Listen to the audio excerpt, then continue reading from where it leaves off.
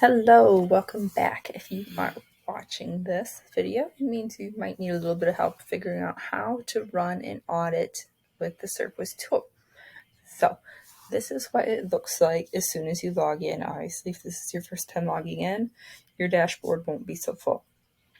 But you will still have all these options here and metrics that will fill in as you run audits. What you'll want to do is go to the Run Audit tool. And then you'll get this nice pop-up. So we are going to use my friend's site for this. I'll paste that in. I'll just enter in my name. And there we go. Get rid of that. And you can reset it to clear everything out, or you just click Run Audit when you're ready, and you will get a new tab that pops up. Now, because I'm recording, it's going to be a little slower, but it just takes a few minutes. As you can see, now it's rendering. This will fully load. So I will keep talking as this goes. Again, it's typically much faster than this, but because I'm recording over this, it's going to take a little bit longer. So we'll exit out of this to free up some space.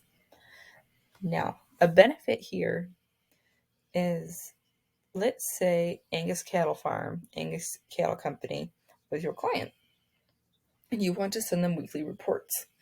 You can enter this in the first time and then just click it again a week later and hit refresh, because as you can see, it tells you when the report's generated. It gives you a nice date and time, so you can compare what happens week to week, month to month, whenever you have to do this. And as you can see next to your refresh button, you can also download it as a PDF. That makes it very easy to pull up on a client call, send to your client, keep in a folder, whatever you have to do, so you never have to give your logins to your SERPWizz dashboard. Now, as this is finishing up, you will see things start to be filled in. It will grade your SEO, and you can click any of these to jump to any given section, or you can scroll through it like so.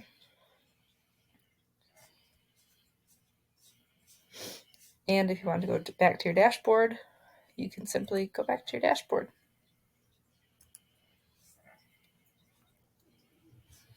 But that is all for this, and again, it typically only takes a few minutes. I will stop this now. If you ever need help or support, anything like that, please reach out. Here's our support email listed right here, or you can, from your dashboard, you can report a bug or anything else if you find something in your audit is not working.